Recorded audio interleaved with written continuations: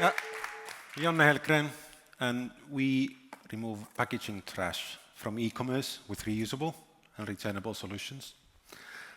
The idea itself is not that new. 70 years ago, bottle return system was introduced in Finland when the Olympics was there, and Coca-Cola came up with a really expensive and nice bottle, and they didn't want that to be trashed.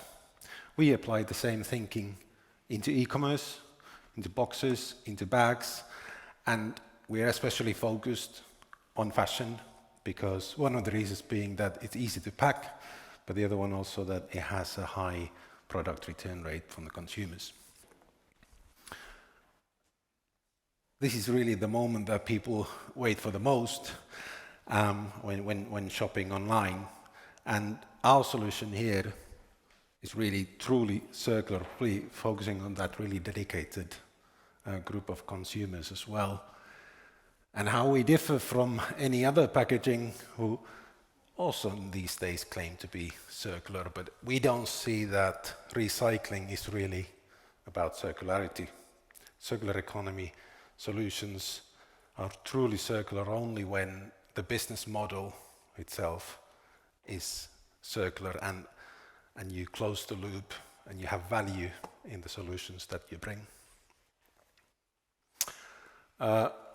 Reusable packaging solutions are, of course, first about the packaging, but without the return channels, they don't exist. So how we started and how most of our customers still operate is that when you get something delivered online, all you need to do with, for example, with a box like this, you fold it in letter size, drop it into a post box anywhere in the world, comes back to us, return is prepaid, we clean and return these back to reuse.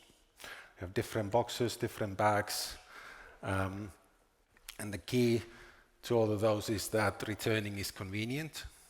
You can put it into, you can take it to a shop or you can return it to a post box. It's rewarding and it's environmentally friendly. From our perspective as well, the kind of the intelligence is quite important as well, so we know where every bag is, who's used it, how many times they've been used, where are they coming back from. And it's quite cool to see a map where repacks are scanned around the world. And all this combined is our reuse as a service. I have different types of applications, how repack is used. Mostly brands use it to deliver goods to consumers when shopping online. Like in Sweden, Gina Tricot uses repack. Asket, another one where you can choose and select repack as your delivery option. And now we're exploring with brands with really high return rates, like applying reusable packaging to those orders that will be returned. You order 3 pairs of the same shoe or different colors, and there a case for reusable packaging is really like common sense. Then we have click and collect solutions. Decathlon in Canada uses repack. You order something from Decathlon and you choose to go to the shop to collect it. You don't get any packaging to go with it. It's a completely trash-free experience. And how our packaging works there is that it's simply traveling between Decathlon warehouse and the shop in a closed-loop environment. Rental companies are popping up everywhere. When you rent clothes for a week, you need a packaging to go with it. Again, returning it in the same packaging makes sense. And subscription services, Royal Canin, part of the Mars Group, provides monthly supply of dog food in France in reusable packaging. Again, the return rate is really high because people get used to receiving their pet food delivery in a returnable packaging every month. And that is kind of changing the consumer behavior into a more sustainable manner. And this is kind of the main thing from not just the sustainability perspective, but from a brand perspective.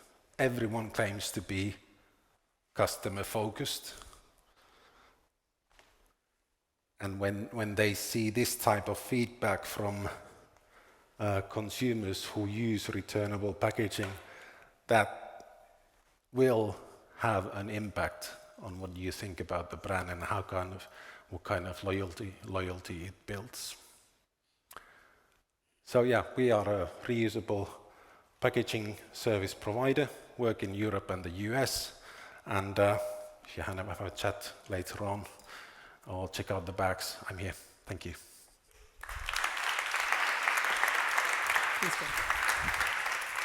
Thank you so much, Jonne.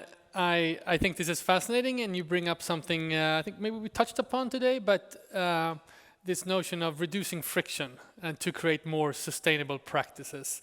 And what you present here looks very, branding's very good, consumer interface very good. How important is these topics to brands who want to get into more sustainable practices? I think there's so much talk about circular economy and circular solutions, but how many brands are really doing it? Not just branding it, yeah, this is recyclable, then it's circular. It's not. Like packaging in e-commerce and clothing brands is one of the easiest first steps because it doesn't really change much in their operations, and consumers get their first feel, okay, this could be kind of a more sustainable way of shopping online, and it creates a positive feedback loop as well. Wonderful. Thank you so much, Jonne Hellgren, CEO of RePack.